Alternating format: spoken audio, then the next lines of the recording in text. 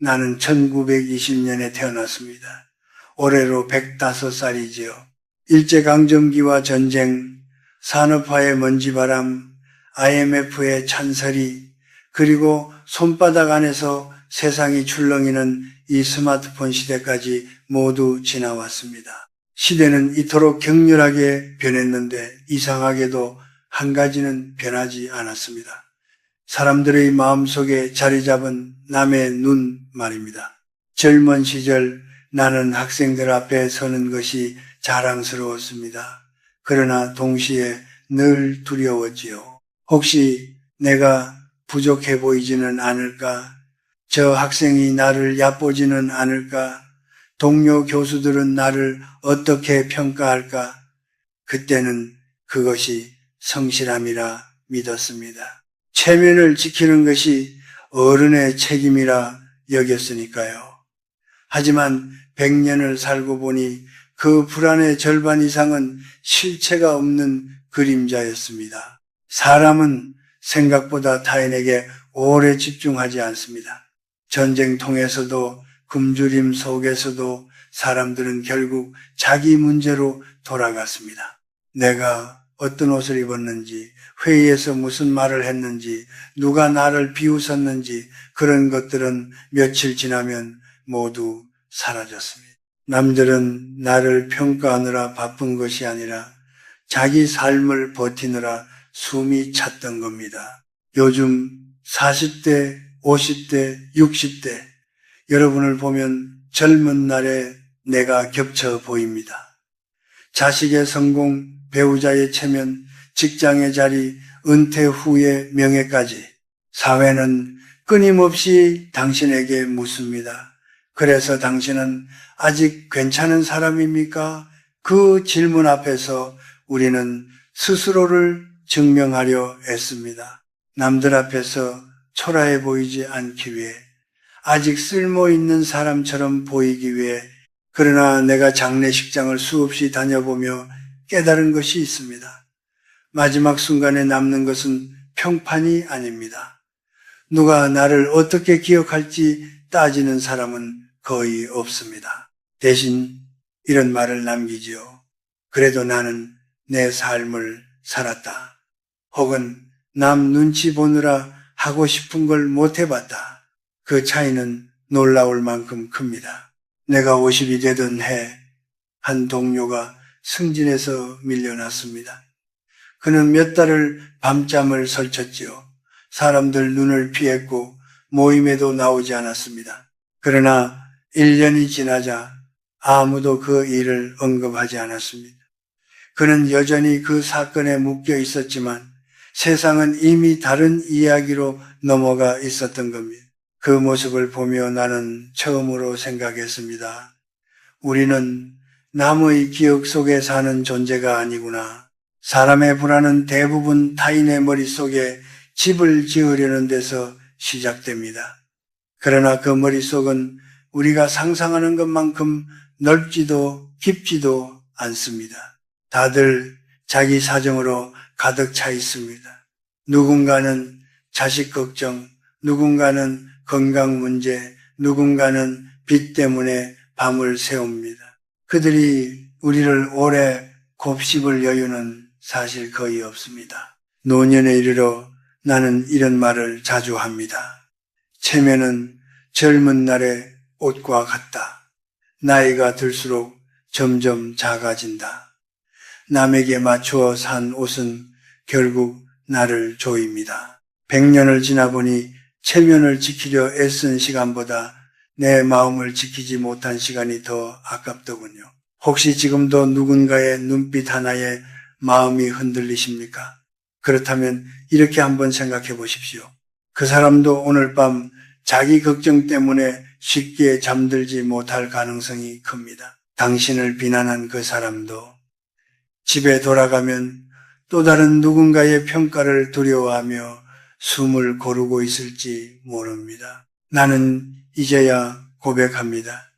인생의 절반은 남들에게 괜찮아 보이기 위해 애썼고 나머지 절반은 그 노력이 헛되었다는 걸 깨닫는 데 썼습니다. 부디 여러분은 조금 더 일찍 깨닫기를 바랍니다.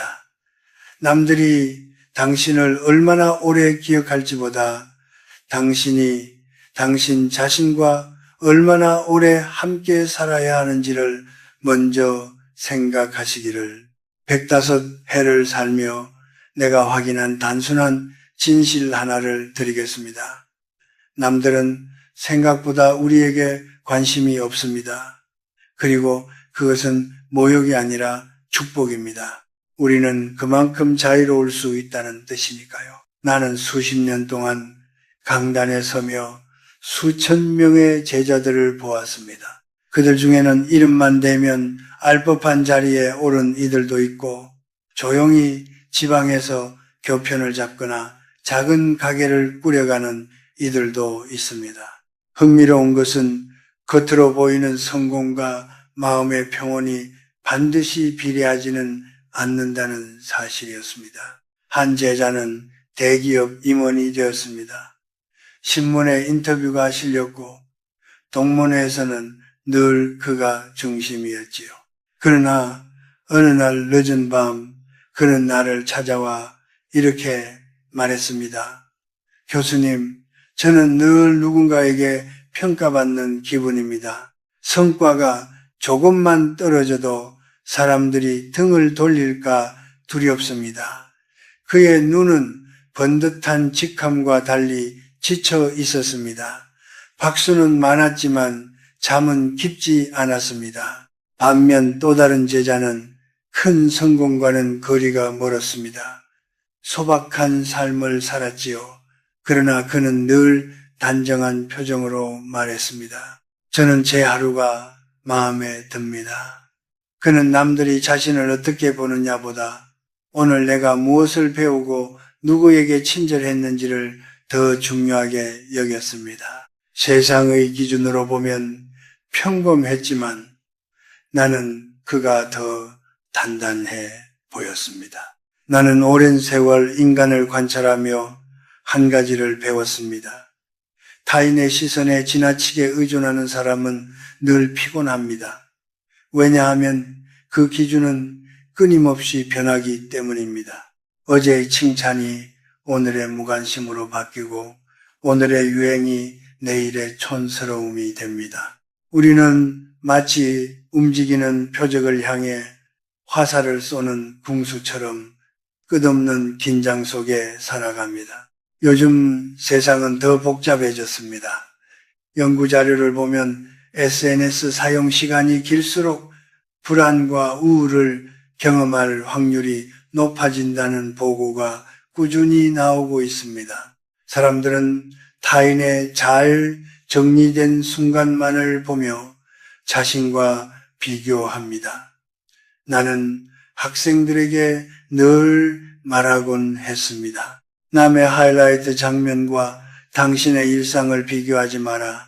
그러나 그 유혹은 생각보다 강력합니다. 특히 40대 이후의 여러분은 사회적 책임이 무겁습니다. 부모를 모셔야 하고 자녀의 미래를 고민해야 하며 직장에서는 후배와 상사 사이에서 균형을 잡아야 합니다. 그 과정에서 나는 아직 쓸모있는 사람인가? 라는 질문이 마음을 파고듭니다. 그 질문이 깊어질수록 우리는 더 많은 박수를 원하게 됩니다. 인정은 잠시 우리를 안심시켜주지만 그 효과는 오래가지 않습니다. 마치 갈증을 단 음료로 달래는 것과 같지요. 순간은 시원하지만 곧 더 목이 마릅니다. 나는 50대 후반에 큰 좌절을 겪었습니다. 학계에서 추진하던 프로젝트가 무산되었고 내 판단을 의심하는 시선이 따랐습니다. 며칠 동안 나는 사람들의 표정을 과도하게 해석했습니다. 저 미소는 비웃음일까? 저 침묵은 경멸일까? 그러나 몇 달이 지나자 사람들은 다른 이슈로 바빴습니다. 세상은 나를 중심으로 돌아가지 않았습니다. 그때 나는 깨달았습니다. 내가 붙들고 있던 것은 사건이 아니라 체면이었구나. 노년에 접어들며 더 분명해진 사실이 있습니다. 남의 시선에 묶인 삶은 결국 나를 소모시킵니다. 가면을 오래 쓰면 얼굴이 굳습니다. 억지 미소를 반복하면 마음이 메마릅니다. 집으로 돌아와 홀로 앉았을 때 밀려오는 공허함, 그것이 바로 타인의 무대에서 하루 종일 연기한 대가입니다. 인정은 필요합니다. 인간은 사회적 존재니까요. 그러나 그것이 전부가 되어서는 안 됩니다. 인정은 양념이지 주식이 아닙니다. 양념만으로는 배를 채울 수 없습니다. 내면의 기준이 서지 않은 채 외부의 평가에만 의존하면 우리는 늘 흔들리는 배 위에 서 있는 것과 같습니다. 105해를 살아보니 가장 불쌍한 사람은 실패한 사람이 아니라 끝까지 남의 눈을 텄느라 자기 얼굴을 잃어버린 사람이었습니다.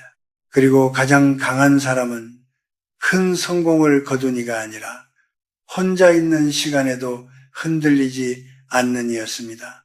혹시 지금 당신이 지쳐 있다면 그것은 당신이 약해서가 아닙니다. 너무 오랫동안 남의 무대에서 연기했기 때문입니다. 이제는 조명을 조금 낮추고 관객석을 비워도 괜찮습니다. 당신의 삶은 공연이 아니라 여정이니까요. 나는 예순이 넘어서야 비로소 내 안을 제대로 들여다보기 시작했습니다. 그전까지는 늘 바빴습니다. 강의 준비, 연구, 인간관계, 사회적 책임, 겉으로는 충실한 삶이었지만 솔직히 말하면 나는 나 자신과 오래 마주 앉아 본 적이 거의 없었습니다. 혼자 있는 시간이 불편했기 때문입니다. 조용해지면 묻어두었던 질문들이 고개를 들었지요. 나는 정말 만족하는가? 이 길은 내가 원한 길이었는가? 사람은 내면이 허전할수록 더 큰 박수를 원합니다. 이것은 내가 제자들뿐 아니라 나 자신을 통해 확인한 사실입니다. 젊은 교수 시절 나는 학회에서 발표가 끝나고 박수가 터질 때마다 묘한 쾌감을 느꼈습니다. 그러나 그 기쁨은 오래가지 않았습니다. 며칠 지나면 다시 불안이 시작되었습니다. 다음에는 더 잘해야 한다. 혹시 이번 평가는 과대평가가 아니었을까? 인정은 잠깐 나를 들어 올렸지만 곧 다시 제자리로 떨어뜨렸습니다. 노년에 와서야 나는 알았습니다. 내 한이 단단하지 않으면 외부의 박수는 바람과 같다는 것을 잠시 나를 부풀리지만 곧 다른 방향으로 흩어집니다. 그래서 나는 자주 이런 말을 합니다. 사람은 결국 혼자 서는 법을 배워야 한다. 이것은 외롭게 살라는 뜻이 아닙니다. 누군가의 평가 없이도 스스로를 지탱할 수 있는 힘을 길러야 한다는 뜻입니다. 40대, 50대에 접어들면 많은 분들이 묘한 상실을 경험합니다. 직장에서의 위치가 예전 같지 않고 자녀는 점점 독립하며 부모의 병화는 현실이 됩니다. 역할이 흔들리면 정체성도 흔들립니다. 그때 우리는 더 간절히 묻습니다. 나는 아직 괜찮은 사람인가? 그 질문에 대한 답을 스스로 내리지 못하면 우리는 타인의 입을 빌려 확인받으려 합니다. 나는 70이 넘은 어느 날 한 제자와 산책을 하다가 이런 말을 들었습니다. 교수님, 저는 은퇴가 두렵습니다. 사람들이 저를 잊어버릴까 봐요. 그 말을 듣고 나는 한참을 침묵했습니다. 그리고 이렇게 답했습니다. 사람들은 원래 우리를 오래 기억하지 않는다네. 그러나 자네는 자네를 평생 기억하게 될 걸세. 그가 잠시 멈춰섰던 표정을 나는 아직도 기억합니다. 우리는 외부의 이름표로 자신을 정의해 왔습니다. 부장, 대표, 교수, 부모. 그러나 시간이 흐르면 그 이름표는 하나씩 떨어집니다. 그때 남는 것은 무엇일까요? 직함이 사라진 자리에서 나를 지탱해 줄 것은 결국 내면의 기준뿐입니다. 내가 어떤 사람인지, 무엇을 중요하게 여기는지에 대한 조용한 확신 말입니다. 젊은 날 나는 허영을 자존심으로 착각했습니다. 남들이 나를 높이 평가해주면 내가 더 가치 있는 존재가 된다고 믿었습니다. 그러나 100년을 살고 보니 자존심은 타인의 입에서 나오는 것이 아니었습니다. 그것은 내가 나를 어떻게 대하는가에서 시작되었습니다. 내가 나를 함부로 대하면 세상도 나를 가볍게 대했습니다. 반대로 내가 스스로를 존중하면 타인의 평가가 조금 흔들려도 쉽게 무너지지 않았습니다. 노년에는 시간이 압축되어 흐릅니다. 하루가 짧고 한 해가 눈 깜짝할 사이에 지나갑니다. 이 나이가 되니 명예도 비교도 경쟁도 희미해집니다. 대신 이런 질문이 또렷해집니다. 나는 나를 속이지 않았는가? 남의 기대에 맞추느라 내 마음을 반복해서 외면하지는 않았는가? 그 질문 앞에서 고개를 들 수 있다면 그 삶은 이미 성공한 삶입니다. 내면이 단단해진다는 것은 거창한 일이 아닙니다. 하루 중 잠깐이라도 혼자 생각하는 시간을 갖고 남의 평가 없이도 기쁨을 느낄 수 있는 무언가를 발견하는 것입니다. 그것이 책이든 산책이든 조용한 음악이든 상관없습니다. 중요한 것은 그 시간에 당신이 역할이 아니라 사람으로 존재하는가 하는 점입니다. 나는 이제 확신합니다. 우리가 그토록 두려워했던 것은 타인의 시선이 아니라 스스로를 비워둔 채 살아온 시간일지도 모릅니다. 내면이 채워지면 박수는 덤이 됩니다. 없어도 괜찮고 있어도 크게 흔들리지 않습니다. 부디 지금부터라도 질문을 바꾸십시오. 남들이 나를 어떻게 볼까가 아니라 나는 나를 어떻게 보고 있는가라고. 이 질문이 당신의 무게중심을 서서히 안으로 옮겨줄 것입니다. 이제 나는 105의 나이로 무게중심을 바깥에서 안으로 옮기는 법을 조금은 알게 되었습니다. 이것은 거창한 결심으로 이루어지지 않습니다. 매일의 사소한 태도에서 시작됩니다. 나는 여러분께 몇 가지를 조용히 권하고 싶습니다. 명령이 아니라 오래 산 사람의 부탁으로 들어주십시오. 첫째, 고독을 두려워하지 마십시오. 나는 젊은 날 사람들과 어울리는 것을 능력이라 여겼습니다. 약속이 많고 전화가 자주 울리면 내가 여전히 중요한 사람처럼 느껴졌습니다. 그러나 나이가 들수록 알게 되었습니다. 혼자 있는 시간을 견디지 못하는 사람은 결국 자신을 마주하지 못합니다.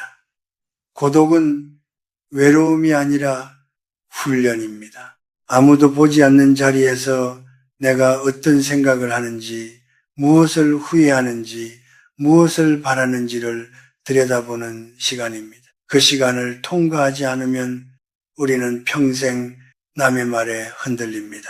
둘째, 관계에는 적당한 거리가 필요합니다. 나는 오랜 세월 인간관계를 연구하며 깨달았습니다. 지나친 친밀함은 기대를 낳고 기대는 실망을 낳습니다. 가족이라 해도 오랜 친구라 해도 서로의 전부가 될 수는 없습니다. 서로를 존중하되 서로의 삶을 대신 살아주려 하지 마십시오. 당신은 당신의 몫을 상대는 상대의 몫을 지는 것이 건강합니다. 나는 이를 따뜻한 거리라고 부릅니다. 차갑지도 과도하게 밀착되지도 않는 거리. 그 거리가 오래 갑니다. 셋째, 침묵을 연습하십시오. 젊은 시절 나는 나를 설명하려 애썼습니다. 오해받을까 두려웠기 때문입니다. 그러나 오해는 완전히 사라지지 않습니다. 사람들은 각자의 경험과 기준으로 우리를 해석합니다. 그렇다면 굳이 모든 것을 해명하려 애쓸 필요가 있을까요? 침묵은 패배가 아닙니다. 스스로를 믿는 사람의 여유입니다. 굳이 떠들지 않아도 당신의 삶은 이미 당신을 증명하고 있습니다. 넷째, 하루에 단 몇 분이라도 비밀 정원을 만드십시오. 스마트폰을 잠시 내려놓고 아무에게도 보여주지 않을 시간을 가지십시오. 나는 90이 넘어서도 매일 아침 창밖나무를 바라보며 10분을 보냈습니다. 그 시간에는 교수도 어른도 노인도 아니었습니다. 그저 숨쉬는 한 사람일 뿐이었습니다. 그 짧은 시간이 나를 다시 중심으로 돌려놓았습니다. 바깥의 소음이 아무리 커도 안쪽의 고요가 있으면 쉽게 무너지지 않습니다. 다섯째, 타인을 풍경처럼 바라보는 연습을 하십시오. 누군가가 당신을 험담하거나 무례하게 굴 때 그 사람의 말이 곧 당신의 가치가 되지는 않습니다. 세상에는 다양한 성향과 상처를 지닌 사람들이 존재합니다. 그들의 말은 그들의 세계를 반영할 뿐입니다. 나는 제자들에게 늘 말했습니다. 상대의 말 속에서 당신의 전부를 찾지 마라. 바꿀 수 없는 사람에게 화를 내는 것은 비 오는 날 하늘을 탓하는 것과 비슷합니다. 그냥 그런 날씨라고 받아들이는 편이 훨씬 평온합니다. 노년에 접어들며 나는 자유를 다르게 정의하게 되었습니다.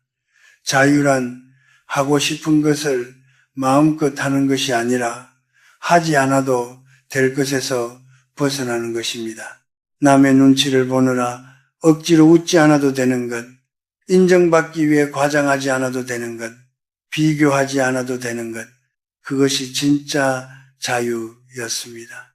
이런 태도들이 하루아침에 몸에 배지는 않습니다. 그러나 작은 선택이 쌓이면 방향이 달라집니다. 오늘은 불필요한 해명을 한번 줄이고 내일은 혼자 있는 시간을 조금 늘려보십시오. 모레는 남의 칭찬이나 비난을 하루쯤 흘려보내보십시오. 그렇게 조금씩 중심을 안으로 옮기다 보면 어느 날 문득 깨닫게 될 것입니다. 나는 예전보다 덜 흔들리고 있구나. 나는 이제 많은 것을 내려놓았습니다. 남의 평가도, 오래된 경쟁심도, 비교도, 대신 나에게 남은 것은 조용한 확신입니다. 나는 완벽하지 않았지만 점점 나로 살아가려 노력했다는 사실. 그 노력만으로도 인생은 충분히 가치가 있습니다. 여러분도 그렇게 되기를 바랍니다. 남들에게 잘 보이는 사람이 아니라 스스로에게 부끄럽지 않은 사람이 되기를. 그 길이 조금 외로워 보여도 결국 가장 편안한 길이 됩니다. 이제 나는 하루를 시작할 때마다 이런 생각을 합니다. 오늘이 마지막이라면 나는 누구의 눈치를 보며 시간을 허비할 것인가? 105해를 살고 보니 인생은 생각보다 짧았습니다. 젊은 날에는 끝이 보이지 않을 것 같던 시간이 어느 순간부터는 가파르게 흘러내렸습니다. 친구들이 하나둘 떠나고 이름을 함께 올렸던 동료들의 부고를 들을 때마다 나는 분명히 느꼈습니다. 남의 평가에 매달려 보내기에는 우리의 시간이 너무 귀하다는 것을 장례식장에서 나는 종종 이런 장면을 보았습니다. 생전에 체면을 지키려 애썼던 이가 누워있고 조문객들은 잠시 슬퍼하다가 곧 각자의 일상으로 돌아갑니다. 그 순간 나는 냉정한 깨달음을 얻었습니다. 우리가 평생 붙들고 살았던 평판은 생각보다 오래 남지 않습니다. 그러나 내가 나를 어떻게 대했는지는 마지막까지 남습니다. 그것은 타인이 아니라 내 기억 속에 남습니다. 죽음이 가까워질수록 질문은 단순해집니다. 나는 내 삶을 살았는가? 남들이 좋아할 선택이 아니라 내가 납득할 선택을 했는가? 남의 기대에 맞추느라 포기한 꿈이 지나치게 많지는 않았는가? 이 질문 앞에서는 직함도 재산도 명예도 힘을 잃습니다. 오직 나와 나 사이의 대화만이 남습니다. 여러분은 아직 시간이 있습니다. 40대, 50대, 60대는 늦은 나이가 아닙니다. 오히려 방향을 바로잡기에 가장 좋은 시기입니다. 나는 50이 넘어 처음으로 싫다는 말을 분명히 하기 시작했습니다. 예전에는 괜히 모나 보일까 두려워 침묵했지만 그 침묵이 나를 더 피곤하게 만들었습니다. 솔직한 거절은 관계를 망치는 것이 아니라 관계를 정직하게 만듭니다. 이제 거울 앞에 서서 한번 스스로에게 물어보십시오. 나는 누구에게 잘 보이려고 이렇게 애쓰고 있는가? 그리고 이어서 묻으십시오. 그 사람이 내 인생의 책임을 대신 져줄 것인가? 대부분의 경우 답은 아니오일 것입니다. 그렇다면 왜 그 사람의 평가에 당신의 하루를 맡기십니까? 나는 여러분께 거창한 성공을 말하지 않습니다. 대신 이런 선언을 권하고 싶습니다. 남들은 나에게 생각보다 관심이 없다. 그러니 나도 그들의 시선에 내 삶을 맡기지 않겠다. 이것은 이기심이 아닙니다. 책임의 회수입니다. 내 행복의 결정권을 다시 내 손에 쥐는 일입니다. 남의 박수는 달콤합니다. 그러나 박수가 멈췄을 때도 평온할 수 있어야 합니다. 그것이 성숙입니다. 남의 비난은 아픕니다. 그러나 그 말이 나의 전부가 아님을 알 수 있어야 합니다. 그것이 자유입니다. 나는 긴 세월을 돌아 이제야 알게 되었습니다. 우리는 전시품이 아닙니다. 남의 눈에 비추기 위해 진열된 존재가 아닙니다. 우리는 각자의 배를 몰고 항해하는 선장입니다. 선장이 육지의 구경꾼 소리에 흔들리면 배는 방향을 잃습니다. 그러나 선장이 키를 단단히 쥐고 있으면 파도는 거세도 항로는 유지됩니다. 부디 오늘부터는 작은 선택 하나라도 당신의 기준으로 해보십시오. 남들이 입는 옷이 아니라 내가 편한 옷을, 남들이 칭찬할 장소가 아니라 내가 쉬고 싶은 공간을 선택하십시오. 혼자 밥을 먹는 날이 있어도 괜찮습니다. 그 시간에 당신은 누군가의 역할이 아니라 한 사람으로 존재합니다. 마지막으로 나이든 한 사람이 남기는 이 말을 가슴에 담아 주십시오. 인생의 끝에서 가장 후회되는 것은 실패가 아니라 두려움 때문에 시도하지 못한 선택입니다. 남의 시선은 결국 먼지처럼 흩어집니다. 그러나 스스로를 외면한 기억은 오래 남습니다. 그러니 이제 고개를 드십시오. 그리고 조용히 선언하십시오. 나는 남의 눈이 아니라 나의 마음을 기준으로 살겠다. 그 선언이 당신을 단단하게 만들 것입니다. 늦지 않았습니다. 지금이 가장 빠른 때입니다. 이제 당신의 삶은 당신의 것입니다. 누구도 대신 살아주지 않습니다. 그러니 남의 시선이라는 감옥에서 걸어 나오십시오. 밖에는 두렵지만 맑은 공기가 있습니다. 그 공기를 들이마시며 당신의 속도로 걸어가십시오. 105해를 산 내가 확신합니다. 그렇게 사는 삶이 가장 평온합니다.